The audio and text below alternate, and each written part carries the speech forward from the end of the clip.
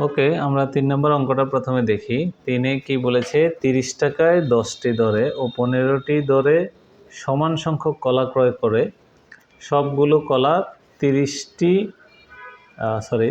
টাকা 12টি দরে বিক্রয় করলে শতকরা কত লাভ বা ক্ষতি হবে। এখানে বিষয়টা হচ্ছে যে 30 টাকায় প্রথমে 10টা কিনছে, আবার 15টা কিনছে, কেনার পরে আবার 30 টাকায় সে 12টা করে বিক্রি করছে। এখন বলছে যে শতকরা লাভ বা কত ক্ষতি হবে।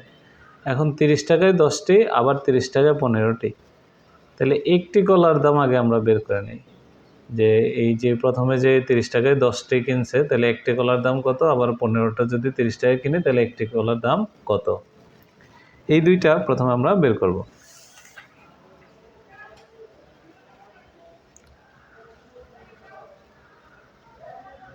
তিন নম্বর আমরা লিখি 10টি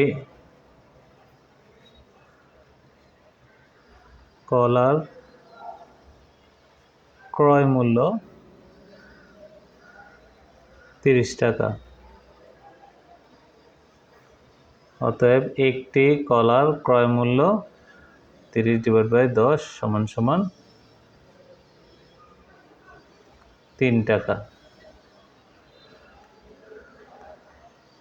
তারপর হচ্ছে আবার 15টি কলার ক্রয় মূল্য 30 টাকা। অতএব একটি কলার ক্রয় মূল্য 30/15 =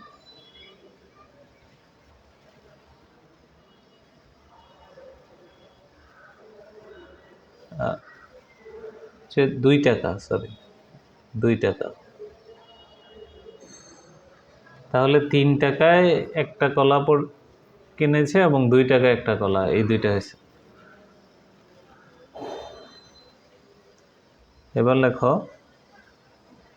তাহলে 1+1 মানে এখানের একটা এবং এখানের একটা, এই দুইটা, বা 2টি কলার ক্রয় মূল্য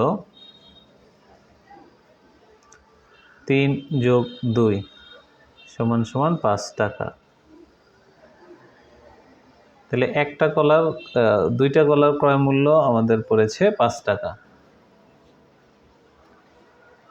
আর প্রশ্নে কিন্তু দেওয়া আছে যে 12টি কলা সে 30 টাকা করে আবার বিক্রি করেছে। তাহলে লিখি আবার 12টি কলার বিক্রয় মূল্য।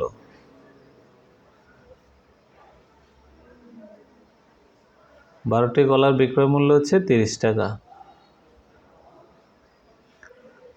আচ্ছা, আমাদের 2টি কলার ক্রয় মূল্য আমরা পেয়েছি 5 টাকা। এখন আমরা এখানে দেখব যে 2টি কলার বিক্রয় মূল্য কত। একটি কলার বিক্রয় মূল্য 30/12। অতএব 2টি কলার বিক্রয় মূল্য 30 × 2/12। কাটাকাটি করলে 6, আবার যদি 6 দিয়ে 30 ভাগ দেয় তাহলে আসে 2। 5 টাকা, 5 টাকা। তাহলে আমাদের 2টি কলার ক্রয় মূল্য 5 টাকা, আবার 2টি কলার বিক্রয় মূল্য 5 টাকা।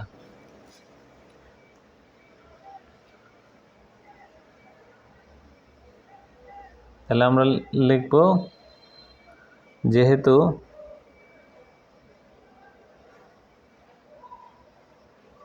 সমান সংখ্যক কলার ক্রয় মূল্য ও বিক্রয় মূল্য সমান, সুতরাং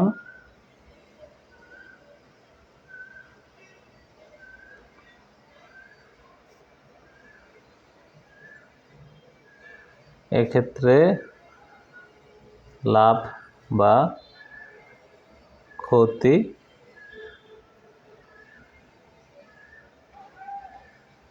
কিছুই হবে না, কারণ ক্রয় মূল্য এবং বিক্রয় মূল্য আমাদের সমান হওয়ার কারণে এখানে লাভ বা ক্ষতি কিছু হবে না। এটাই আমাদের উত্তর। কারণ আমাদের প্রশ্নে কিন্তু এটাই জানতে চেয়েছে যে এখানে কিন্তু শতকরা লাভ বা ক্ষতি কিছু হবে কিনা। তো যেহেতু আমাদের এখানে কোনো এই যে শতকরা কত লাভ বা ক্ষতি হবে, লাভ ক্ষতি কিছু হচ্ছে না, সুতরাং শতকরা বের করারও কিছু নেই।